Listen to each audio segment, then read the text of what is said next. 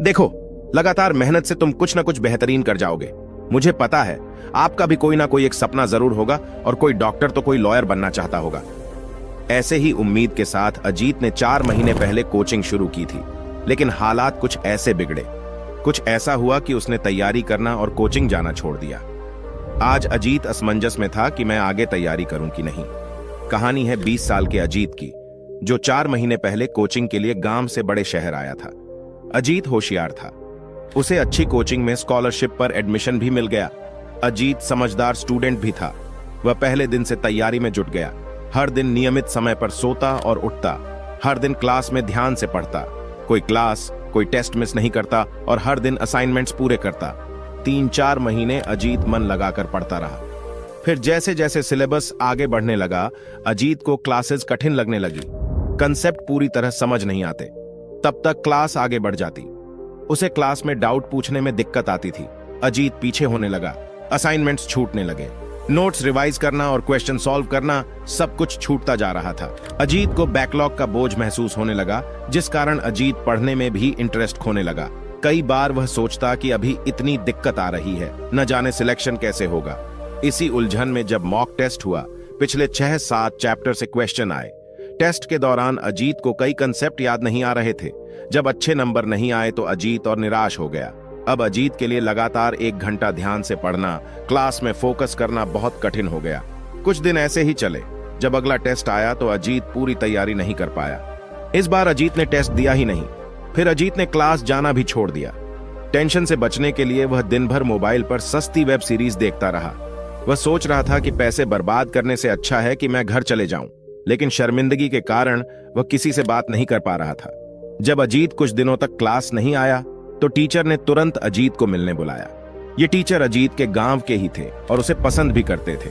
अजीत को देखते ही टीचर ने पूछा, अजीत क्या हुआ, तुम ठीक तो हो? क्लास क्यों नहीं आ रहे? जैसे किसी ने दुखती रग पर हाथ रख दिया हो। अजीत ने उदास होकर कहा, सर, मैं पहले दिन से मेहनत कर रहा हूं, लेकिन क्या फायदा इतनी मेहनत का जब मेरे अंदर टैलेंट ही नहीं है। क्लास में सभी मुझसे ज्यादा टैलेंटेड हैं और आगे निकलते जा रहे हैं। मैं गांव से आया हुआ लड़का और यहां सब अच्छे स्कूलों से पढ़े हैं। इन सब की बराबरी मैं कैसे कर पाऊंगा? मुझ में इतना टैलेंट ही नहीं है कि मैं डॉक्टर बन सकूं। टैलेंट या मेहनत? सर, अजीत की मनोदशा समझ रहे थे। उन्होंने पूछा, जिन लड़कों को तुम टैलेंटेड कह रहे हो, क्या ये बिना पढ़े, बिना क्लास टेस्ट में अच्छा कर सकते हैं? अजीत ने कहा, नहीं, लेकिन ये सब पिछले 2 सालों से कोचिंग कर रहे हैं। मैं कहां इनकी बराबरी कर सकूंगा? सर ने कहा, तुमने सही बोला। अगर कोई 2 सालों में मेहनत करके इस लेवल पर आ सकता है, इसका मतलब एग्जाम तक मेहनत करके तुम भी अच्छे लेवल पर आ सकते हो। एक बात याद रखो, हर बेहतर चीज के पीछे कंसिस्टेंट मेहनत छुपी होती है। दूसरी बात, गियर बदलो। टीचर कहते हैं, ये मत सोचो कि पहले मैं आगे था और अब मैं पीछे हूं। कुछ स्टूडेंट शुरुआत में अच्छा करते हैं, कुछ बीच में अच्छा करने लगते हैं, लेकिन फिर ढीले पड़ जाते हैं। लेकिन जैसे कुछ प्लेयर्स होते हैं जो बड़े रणजी में ज्यादा अच्छा खेलते हैं, वैसे ही कुछ स्टूडेंट्स सिलेबस के प्रेशर में डेली रूटीन नहीं छोड़ते और आखिर तक बेहतर होते जाते हैं। ये स्टूडेंट रेस के आखिर में 5वां गियर डालते हैं, जहां बाकी सब धीमे पड़ जाते हैं। यानी ये लोग प्रेशर में अच्छे से रिवाइज करते हैं और इसलिए ये लोग जीत जाते हैं। तुम भी यही करो। अभी बैकलॉग की चिंता मत करो, बस हर दिन काम पूरा करो और पिछले दिन का रिवीजन करते रहो। बाकी रिवीजन टेस्ट की तैयारी के बीच अपने आप होता रहेगा। अजीत ने कहा, आपने ठीक कहा था, लेकिन मैं पहले तो मेहनत कर रहा था, तो फिर बाकी लड़कों से पीछे कैसे रहने लगा? गैप माइंडसेट, टीचर ने कहा।